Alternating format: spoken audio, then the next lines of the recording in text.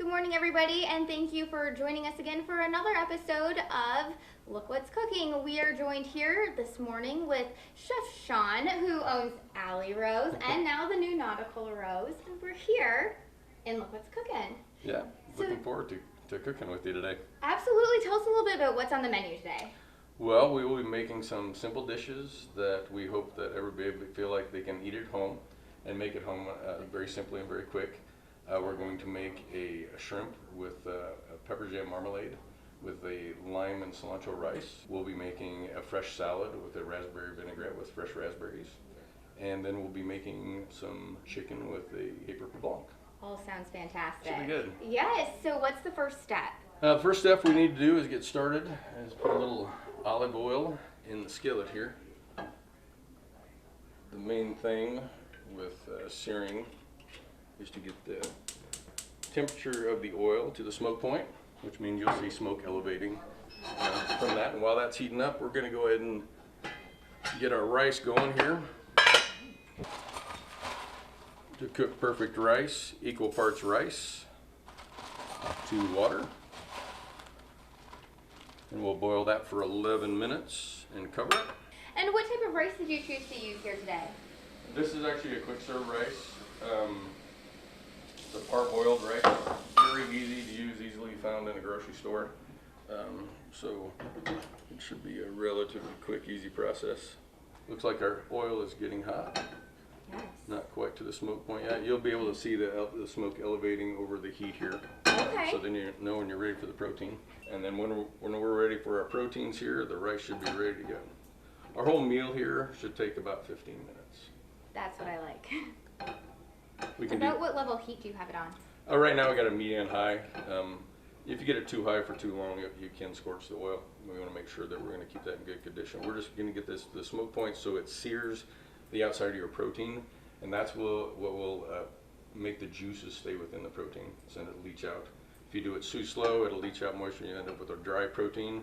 If you do it too hot, you'll end up burning the outside and become overcooked. And did you have to do anything to prepare your shrimp while you were getting ready? No? Okay. Nope. I did no preparations with the shrimp other than thaw them out. Okay. I mean, I caught those fresh at the river this morning. Right? That's what I was waiting to hear. Not exactly. All right. I think we're about ready. See if we can here's a good test. If you have a little bit of moisture. So now I'm going to turn that down to a medium-high heat, and we're just going to go ahead and add the shrimp. Okay.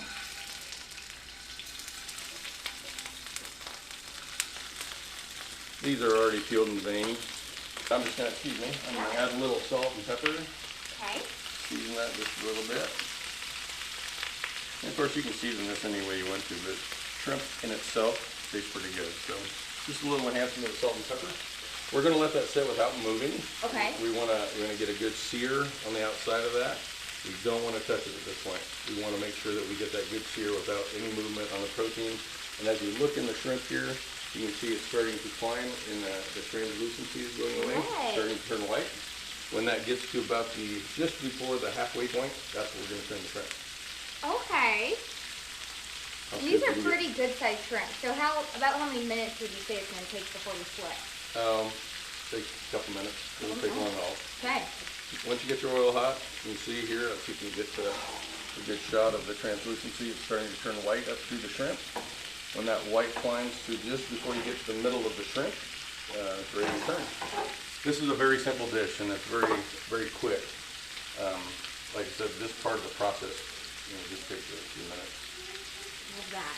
But cooking them correctly is probably the most important thing, so you end up with a real succulent seafood as opposed to an overcooked one or a dry one. Yeah. That happens a lot with you. Yes, I do that every time.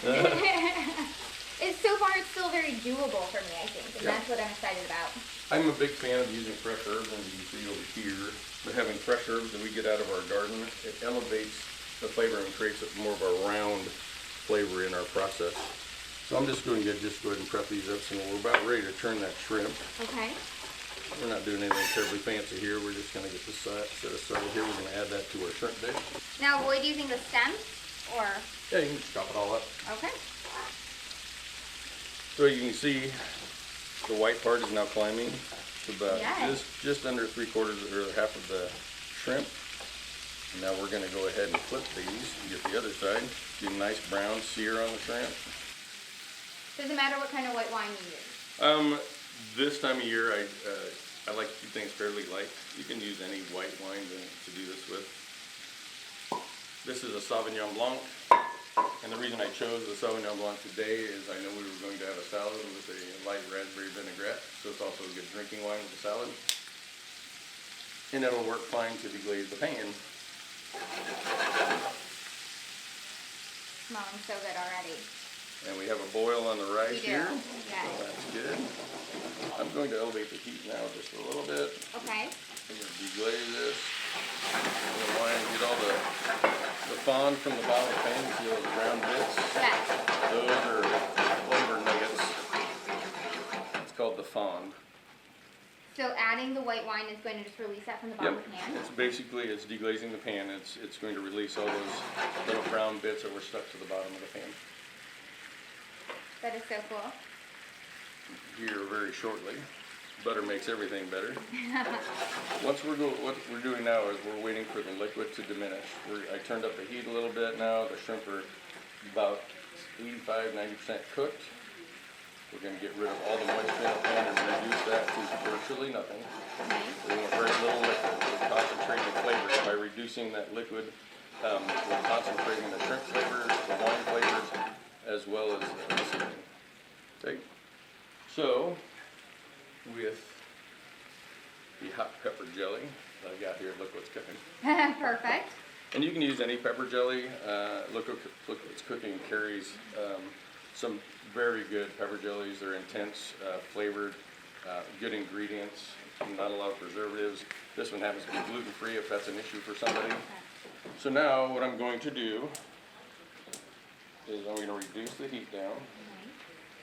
We're going to add the pepper jelly. About how much of this jelly are you going to add? Well, that's up to you. How much? Here, I'll let you do that. Hold on to that a second. Okay. You can put pepper jelly in. Just go ahead and Scoop a little? Yep. Scoop probably about half that amount. Oh, okay. We're going to make a sauce out of this here. Oh, really? Okay. This is going to be the finished product, basically. That's how simple it is. I mean, you cook the shrimp, you add the marmalade, keep it moving so it incorporates, and then we're virtually done here. I think we need a little more marmalade. Oh, even more. Okay. Yep.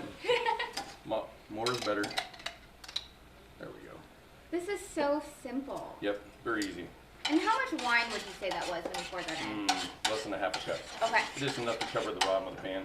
Okay. You can see how the little bits and particles are releasing this stuff. We're making our jelly into the sauce. I love this. And making the cleanup job easier. Yep. And our rice is ready. Go ahead, throw the lid on that. Okay. Turn off the heat. So you removed it from the heat and then you cover it. Yep. Okay. All right. Look at this. Yeah, it really turns into a nice section. Okay. Now we're going to, now that everything's incorporated, the jelly is broken down into our fond and reduced wine. We'll turn off the heat. What we're doing right now is we're going to wait for the cooking process to stop, and we're going to add a little bit of room temperature butter. Okay. Brings a richness to the table, but what happens if you put in the butter too soon, it clarifies the butter and it becomes a very thin, oily sauce. If you wait for the cooking process to stop, then it'll become a really creamy succulent. So there's no bubbling. It looks like the cooking process has stopped. Okay. We'll go ahead and incorporate butter. How much butter would you say that was? A couple ounces. Okay.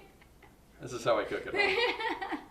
At the restaurant, we use recipes and we use weight measures and stuff. I cook by feel most of the time. Okay. Okay. At the same time, the butter is melting. Now we can throw our parsley and our chives. Create that other dimension of fresh ingredients.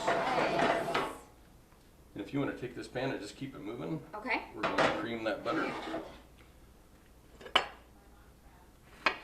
Squeeze a little bit of fresh lemon.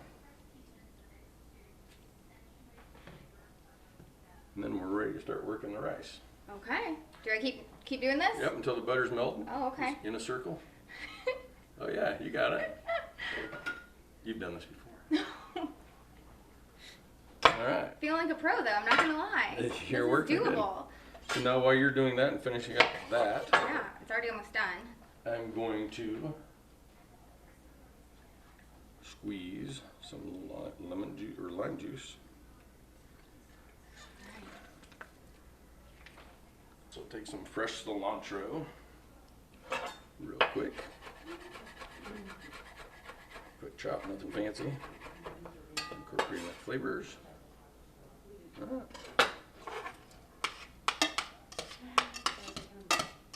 You smell that?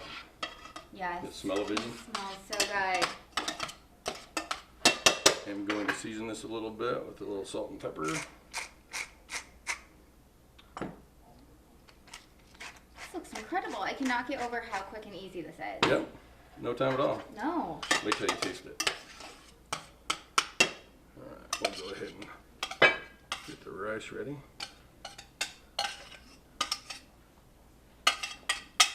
Alright, and then we'll get the shrimp ready. Actually, if you want to go ahead and place the shrimp, Okay. arrange that on that plate. All right. I like to clean up as I go here, so I never have a mess at the end of the day. Smart. Oh, I think you're applying for a job at the Alley Rose now. You got to make sure everyone can see the work you did. Plating expert. Are you wanting all of them on there? Yep. Okay. You're a professional. So we'll just add the sauce over the top of that. Put a little lime on here. Look at that. And we're ready to eat. You should show that off. You should be proud. Oh my goodness. Look at that. There we go. I'd be proud to serve that in any restaurant. Yes. Now we need to taste it. Let's try. I'm so excited. I gotta try it too. Come on, Mike. Slide one down. All right. Thank you. This is so good. You work? Yes, this works. This is a dinner win for sure.